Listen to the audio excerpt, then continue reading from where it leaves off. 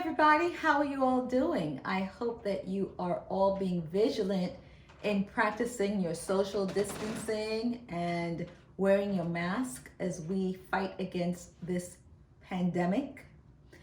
In this segment, I wanted to talk to you about a real estate concept that is sometimes confusing. And that concept is the use of seller's concession. Now let's just define generally what a seller's concession is. And what it is an escalation of the purchase price so that the buyer is enabled to finance some of their closing costs. So what happens in a seller's concession many times is that there is some confusion because of the words seller's concession, thinking that those words actually means that the seller is giving you something, right? But you'll see in a moment that's not really what's happening. So again, this concept is used when there is financing involved. And the way it works is that a buyer may not have sufficient funds to finance their closing costs, or they want to be able to borrow a little bit of additional funds to be able to finance their closing costs. So this is all above board or above table, however you want to say it, because the lenders are generally involved with how much the seller's concession is going to be, right?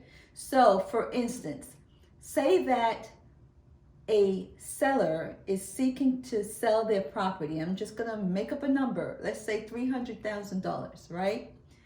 And the buyer, however, figures that they need a concession and would like to finance some of their closing costs. So what happens is the buyer speaks with their lender. The lender tells them, okay, let's try to ask for a concession of say $15,000.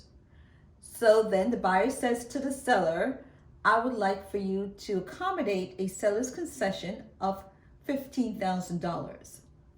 So then what occurs is that the purchase price is artificially inflated, right? So the purchase price is going to be $315,000 instead of the 300. It's 315 that will be represented in the contract. Now, what the language will say is in essence that the seller is giving a concession of $15,000 to the buyer. And then at the closing, the seller will give that money to be used toward closing costs for the buyer. Again, you see now it is not a gift because in essence what's happening is the purchase price was raised to $315 instead of the $300, and then the $15,000 is given back to the buyer at the time of closing to be used toward the closing costs, right? The seller will walk away with their $300 and the buyer will be able to finance that additional money for their closing costs. Now, what is the caveat on this thing? There is a caveat, right? So long as the property will appraise at the higher amount, then the bank will, of course, issue out their loan based on that higher amount, right? So again, it is a concept by which the buyer is enabled to finance some of their closing costs. It's not that the seller is giving anything for free.